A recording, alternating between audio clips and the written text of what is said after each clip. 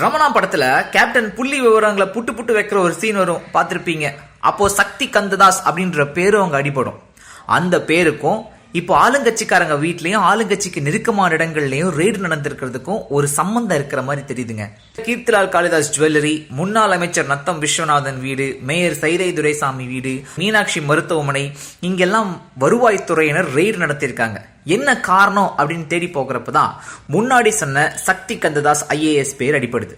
தமிழக அரசோட முன்னாள் செயலாளரா ஞானதேசிகன் இருந்தாரு. அப்புறம் கனிம வளத்துறையில அதுல் ஆனந்த் IAS 2 பேர் இருந்தாங்க. இவங்க 2 பேர்த்தையும் ஒரு பிரச்சனையின் காரணமாக சஸ்பெண்ட் பண்ணிட்டாங்க. இது மத்த IAS அதிகாரிகளுக்கு பிடிக்கல.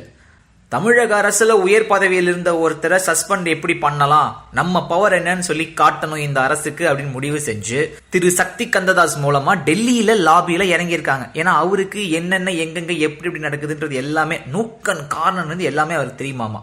ADMKக்கு எதிராக காய் நகர்த்தியிருக்காங்க. யார் இவங்க அப்படின்னு சொல்லி பாத்தீங்கன்னா தமிழ்நாட்டில் IAS இருக்கிற ஒரு துடிப்பான இளைஞர்கள் டீம் அப்படின்னு சொல்றாங்க சார். இன்னொரு பக்கம் GST பில் பாஸ் பண்ண விடாம ADMK தடுத்தாங்க இல்லையா, அதனாலதான் இந்த வருஷம் பாஸ் ஆக வேண்டிய பில்லை அடுத்த வருஷத்துக்கு நம்ம நிதியமைச்சர் அருண் ஜேட்லி ஒத்தி வச்சார். DMK கூட சப்போர்ட் பண்ணுது, ஆனா ADMK சப்போர்ட் பண்ணல. எலெக்ஷனுக்கு அப்புறம் அவங்க மாறிட்டாங்க சார். அவங்கள கைக்குள்ள கொண்டு வரதுக்காக தான் இந்த ஒரு ரெய்டு ஆரம்பிச்சிருக்கு அப்படின்னு சொல்லி BJP சைட்ல சொல்றாங்க. ஸோ இவ்வளவு நாள் சும்மா இருந்த ஃபைல்ஸ் எல்லாம் தூசி தட்டி எடுத்து யார் யார் என்னென்ன பண்ணிட்டு இருக்காங்கன்னு சொல்லி கிளற ஆரம்பிச்சிருக்காங்களாமா. அது போக இவங்க இவ்வளவு சொத்து சேர்த்திருக்காங்கன்னு சொல்லி புள்ளி விவரத்தோட ரெவன்யூ டிபார்ட்மெண்ட்டுக்கு ஃபைல்ஸ் யாரோ அனுப்பிச்சிருக்காங்க. அதனாலதான் இந்த ரெய்டு அப்படின்னு சொல்லப்படுது.